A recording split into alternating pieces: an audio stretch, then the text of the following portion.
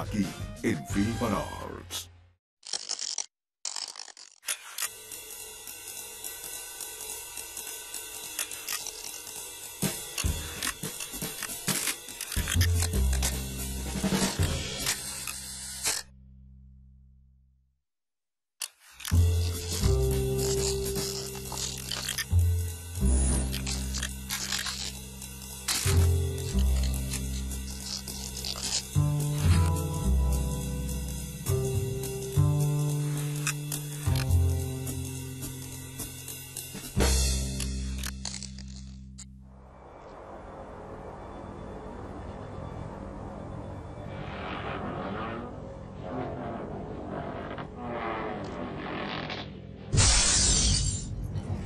Dans les années 20 du XXe siècle, un vent de folie se lève sur la photographie européenne. Les bâtiments photographiés par le Tchèque Funke penchent dangereusement. Il n'y a plus d'horizontale ni de verticale auquel se raccrocher dans cette photographie prise au Bauhaus par Moholy-Nagy.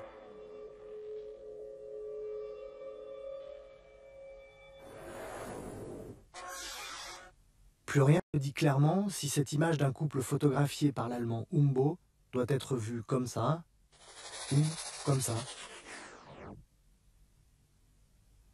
Cette rupture avec la bienséance photographique qui fait basculer l'ancienne ligne d'horizon, c'est ce qu'on appelle la nouvelle vision, une nouvelle manière de voir et de vivre, commune aussi bien à Lux Fenninger et à ses étudiants jouant du banjo sur le toit du Bauhaus, qu'au nouvel homme socialiste photographié par le russe Rodchenko.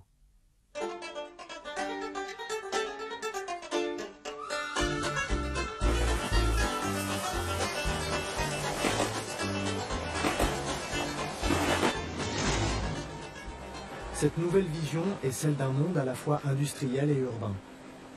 Un monde de la vitesse et des machines, des lignes droites des rails et des villes.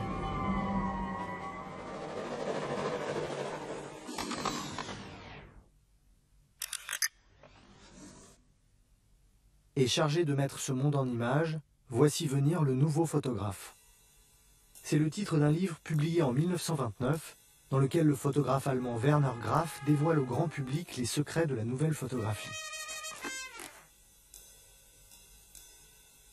Voici, explique-t-il, une photographie à l'ancienne, cadrée selon les règles de perspective des peintres de la Renaissance.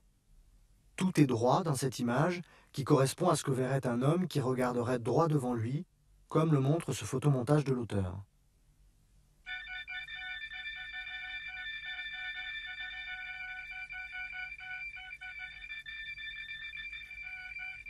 Mais ce regard, poursuit Werner Graf, ne correspond en rien à notre vision d'aujourd'hui.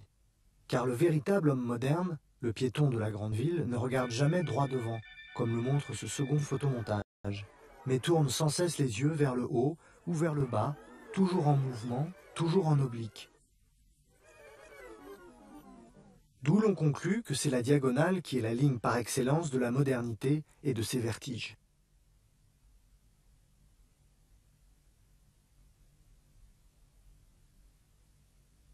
À la page d'après, on apprend pourquoi l'homme des villes lève les yeux vers le ciel. C'est à cause des grands édifices qui l'entourent. D'où découle tout naturellement la première position favorite du nouveau photographe, l'objectif tourné vers le haut, ce qu'on appelle la contre-plongée.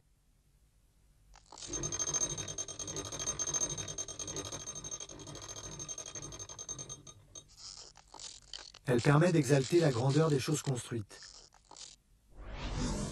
Les grandes verticales des gratte-ciel photographiées par le Danois Knud Lundberg-Holm,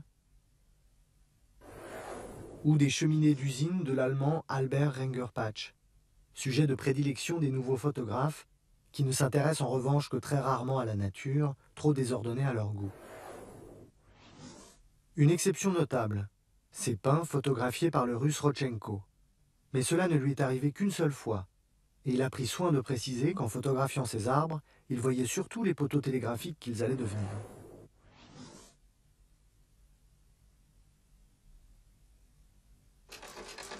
« 1929. L'homme à la caméra tourne lui aussi son objectif vers le haut dans le film du russe Dziga Vertov, un ami de Rodchenko. Mais tout de suite après, il part à l'assaut des hauteurs. La caméra en position dominante, L'objectif tourné vers le bas, c'est ce qu'on appelle la plongée.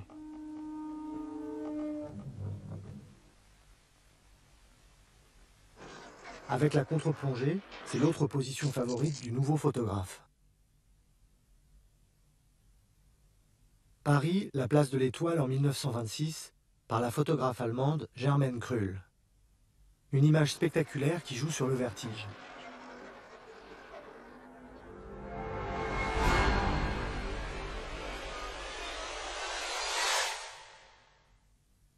Mais elle donne surtout l'impression que l'on peut maîtriser la démesure de la ville, réduite par la position du photographe à la taille d'un jouet d'enfant.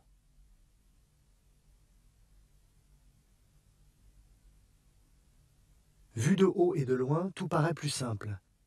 Les différences individuelles s'effacent au profit de la vision d'ensemble, de l'ordre collectif. Même les bateaux du port de Marseille se laissent ainsi discipliner dans cette image de moholinage. La complexité du réel disparaît derrière l'abstraction. Photographiée par l'allemand Umbo, la ville de nuit, si imposante vue d'en bas, n'est plus qu'un jeu de forme et de lumière.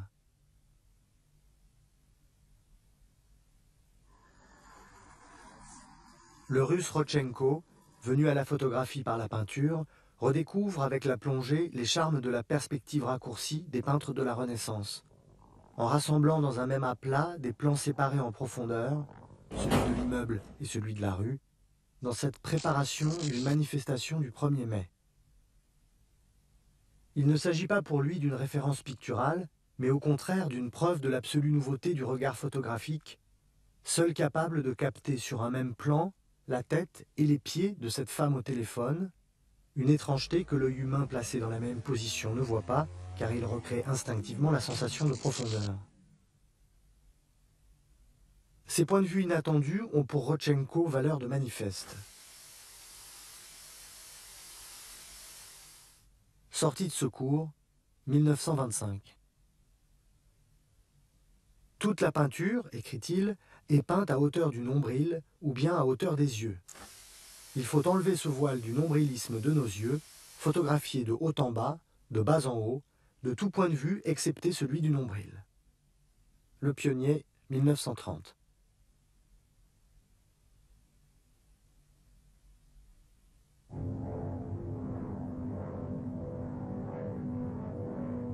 On peut aller encore plus loin, plus haut. C'est la position extrême, la parfaite verticale inspirée par la photographie aérienne qui s'est développée pendant la Grande Guerre.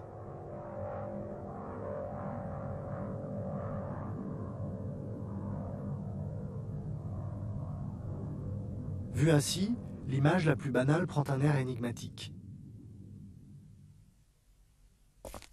Seule la présence, probablement involontaire, de la pointe de la chaussure du photographe Lux Fenninger permet de comprendre que nous regardons tout simplement le haut d'un escalier.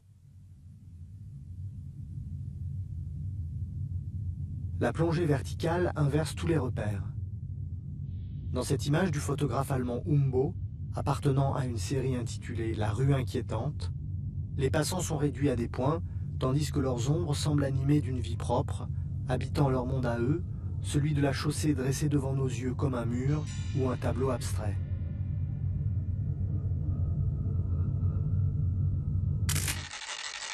La photographie scientifique ouvre encore d'autres perspectives amusantes et inconnues de l'œil humain.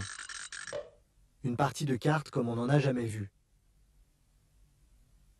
Pour réaliser cette vision à 180 degrés, Umbo s'est servi de l'objectif fisheye d'un appareil d'observation météorologique qu'il a tourné ensuite vers des sujets plus familiers, comme cette autre image montrant la Potsdamer Platz.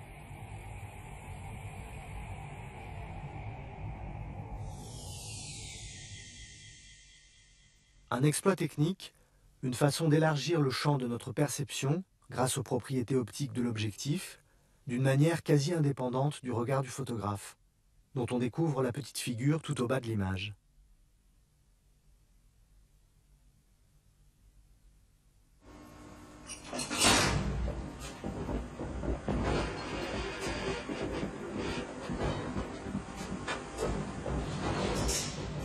La science et la technique.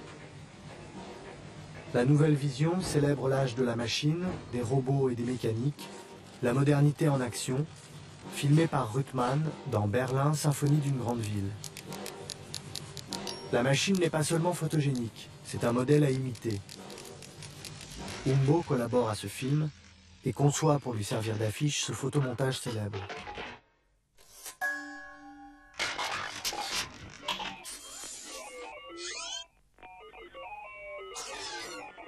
L'homme moderne, armé de toutes ses prothèses, un appareil photographique à la place de l'œil. Cela aussi est nouveau. Depuis son invention, on demande à l'appareil photographique d'égaler l'œil humain. Maintenant, on demande à l'œil humain d'apprendre de l'appareil. Mais au-delà de la plaisanterie, la nouvelle vision a des fondements théoriques qui se veulent aussi rigoureux que le papier millimétré de cet autoportrait en surimpression du constructiviste russe El Lissitzky. L'artiste en ingénieur, le compas dans l'œil. Pour les constructivistes, l'activité artistique est inséparable de l'activité révolutionnaire. En 1925, El Lissitzky met en page et en images des poèmes de Mayakovsky appelant à la révolution, intitulés « Poèmes pour la voix », c'est-à-dire poèmes slogans.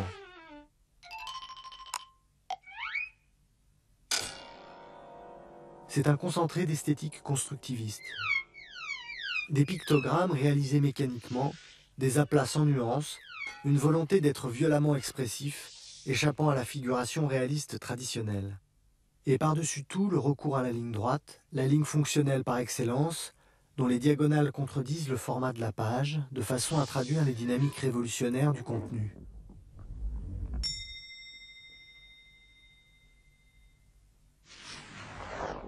Pour appliquer les principes constructivistes à la photographie, il suffit donc de trouver dans le vaste monde des lignes droites en diagonale.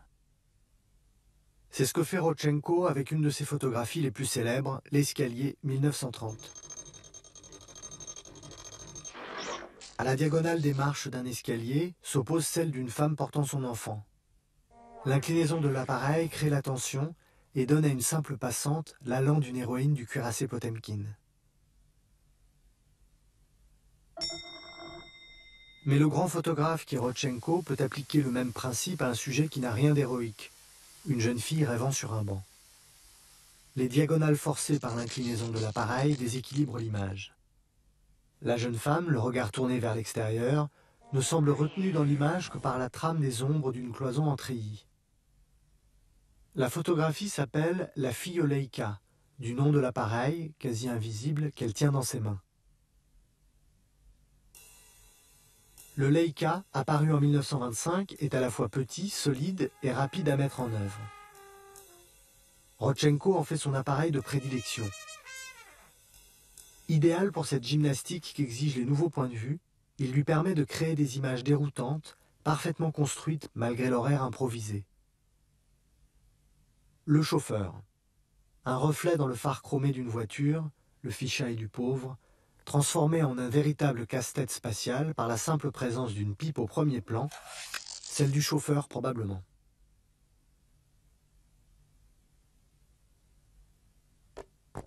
Avec ces photographies qui paraissent dans la revue Novi Lev, Nouvelle Gauche, Rodchenko veut enseigner à l'homme socialiste un nouveau langage, celui de la révolution visuelle qui va pour lui de pair avec la révolution tout court. C'est une pédagogie ludique, à peine provocatrice.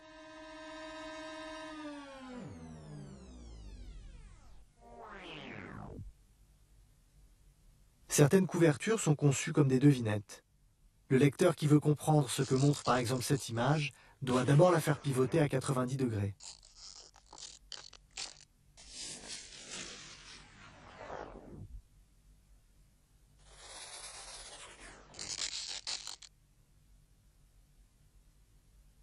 Balcon en contre-plongée vu par Rodchenko. Balcon en contre-plongée vu par Moholy-Nagy. La similitude témoigne des échanges et des convergences entre Russes et Allemands. Les balcons que Moholy-Nagy photographie à plusieurs reprises sont ceux du bâtiment des étudiants du complexe du Bauhaus de Dessau, photographiés aussi par la femme de Moholy-Nagy, Lucie. C'est le centre de l'avant-garde allemande, une école d'art appliqué où l'architecture et le design règnent en maître. Aux côtés de Gropius, de Kandinsky, de Bayer, Moholy-Nagy y joue un rôle majeur. Comme Rodchenko, il est venu à la photographie par la peinture, qui figure en tête d'un ouvrage publié au Bauhaus en 1925, Peinture, photographie, film. Un condensé de ses principes théoriques dont les orientations rejoignent celles des constructivistes russes. À une différence près, la formulation est totalement apolitique. On ne dit plus dynamique révolutionnaire, mais dynamique de la grande ville. C'est le titre d'un scénario de film jamais tourné, mais soigneusement mis en page et publié dans le livre. Le mot qui revient le plus souvent, c'est tempo, rythme. Tension des lignes droites, les lignes du fonctionnalisme et de la modernité, du tracé des rues et du trajet des machines. La dynamique de Moholy-Nagy appliquée à la photographie. C'est essentiellement un travail sur la composition visant à créer une tension entre le rectangle du cadre de l'image et les diagonales qui la structurent. Rails, ombres, mouvements des personnages. L'avenue est déserte. La chaussée sans relief crée un fond neutre sur lequel les lignes ressortent avec encore plus de force. La dynamique, c'est aussi la recherche du déséquilibre. Dans une approche classique, le photographe Haussmann aurait dû attendre que le tramway, son sujet, soit parvenu au centre de l'image. Au lieu de cela, il va délibérément le décentrer.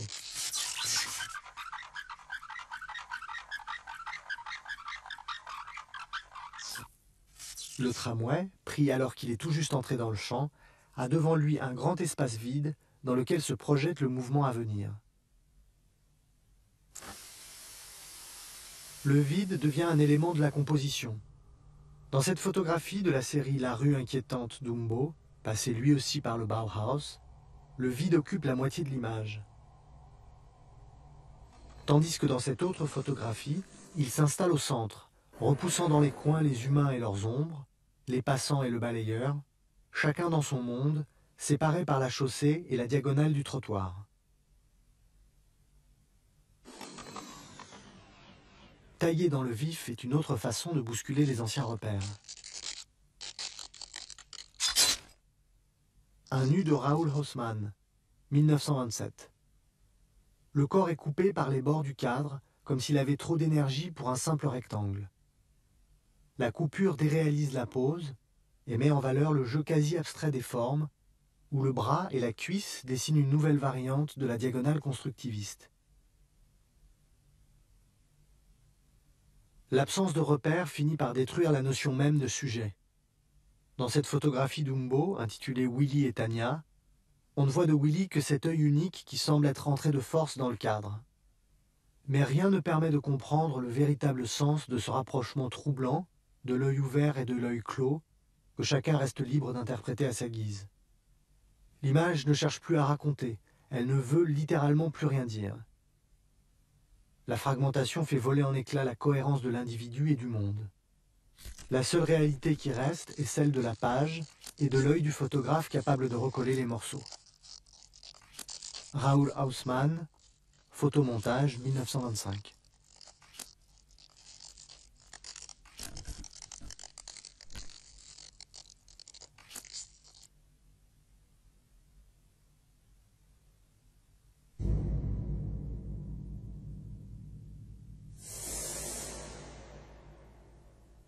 Hans Richter, Rhythmus, 1925. L'abstraction pure et simple est une tentation pour certains de ces photographes. Pour éviter la contradiction entre la rigueur constructiviste et le caractère hasardeux du réel, il suffit de se débarrasser du réel et de disposer devant l'appareil photographique plusieurs formes carrées, découpées dans un matériau rigide, éclairées de façon à créer une architecture de forme et de lumière, comme le fait le photographe tchèque Jaromír Funke dans ses compositions abstraites de 1924.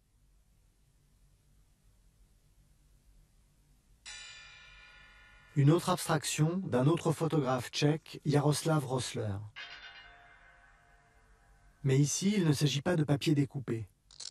Le triangle de lumière est celui d'un vasistas carré dans un couloir d'immeuble, coupé en diagonale par le mur du premier plan que le photographe a soigneusement cadré au bord droit de l'image.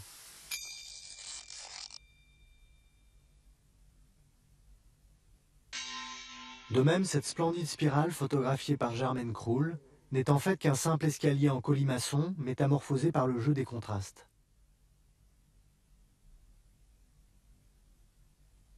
Ce pouvoir de la lumière, Moholy-Nagy l'a expérimenté dès le début des années 20 avec ses photogrammes, qui, comme les rayogrammes de Man Ray, sont des empreintes négatives d'objets posés directement sur la surface sensible.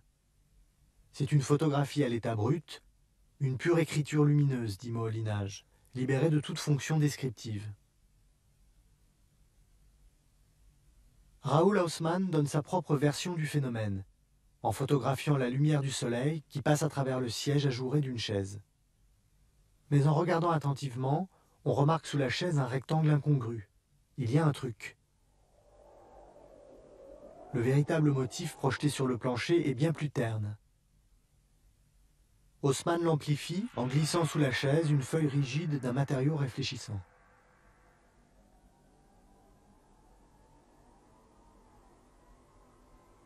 Un autre effet de trame ajourée, encore plus banal. Une fenêtre, 1928, de Florence Henry, une ancienne élève du Bauhaus. Un jeu minimaliste de forme et de lumière, le dépouillement formel comme un moyen de se protéger du spectacle de la grande ville moderne, de son chaos et de sa confusion.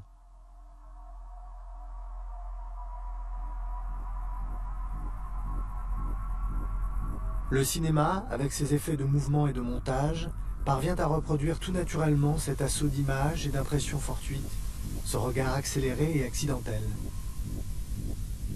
Pour la photographie, c'est évidemment plus difficile, mais la nouvelle vision, fascinée autant par la ville que par le cinéma, cherchera à y parvenir. Ainsi, en 1931, le photographe lituanien Moiver, lui aussi passé par le Bauhaus, réalise dans son livre intitulé Paris un véritable kaléidoscope photographique qui parvient à donner l'illusion d'une image en perpétuel mouvement. Les techniques qu'il emploie, surimpression de plusieurs négatifs ou exposition multiple, se fondent avec les images sauvages que la ville produit elle-même, les reflets des vitrines et de l'asphalte, l'imbrication des silhouettes et des lignes.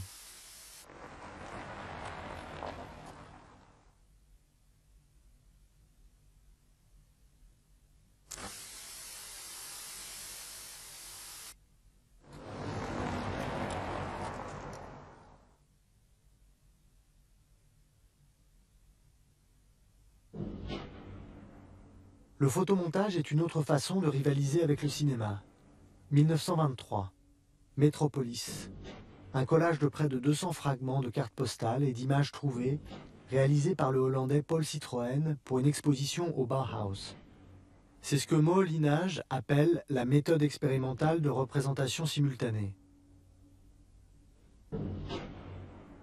L'œil affolé du piéton a fait place au regard distant de l'esthète qui transforme le chaos de la ville moderne en une tapisserie soigneusement composée. L'œuvre connaît à l'époque un grand retentissement, mais c'est une rêverie. C'est ce que montre l'ingénieux Humbo, qui a eu l'idée de superposer le négatif de Métropolis à celui d'un profil de son ami Paul Citroën.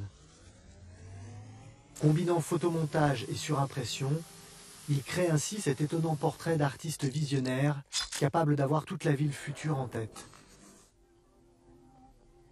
Car dans la nouvelle vision, il y a vision, projection imaginaire vers un avenir radieux. Cette croyance dans la modernité et dans le progrès caractérise la photographie expérimentale des années 20 tout autant que ses recherches plastiques.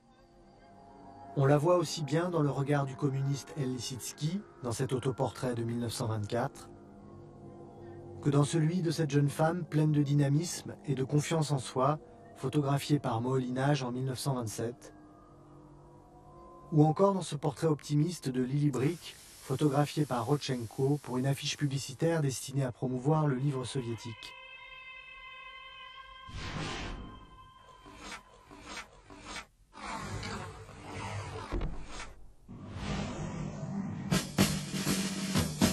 Mais cet optimisme ne résistera pas aux crises économiques et politiques de la fin des années 20. Le temps de la nouvelle vision est passé. En Allemagne, on parle maintenant de nouvelle objectivité. une neutralité frontale incarnée par des photographes comme August Sander. La forme non plus au service de l'expérimentation visuelle, mais de la réalité du sujet dans toute son épaisseur. Au même moment, en Union soviétique, les nouveaux points de vue de Rodchenko sont publiquement condamnés comme un plagiat de la photographie allemande, une esthétisation bourgeoise de la réalité sans aucune utilité sociale. Il continue pourtant à photographier. Mais qu'aurait dit le Rodchenko des années 20 de cette photo de phoque dressée prise par lui dans les années 40 ? Peut-être que le pays du socialisme, écrit-il à cette époque, n'a besoin ni de tapis magiques, ni de feux d'artifice, ni de kaléidoscope. Ni d'avant-garde, pourrait-on ajouter. Mais cela, Rodchenko ne l'écrit pas. Le mot est désormais interdit.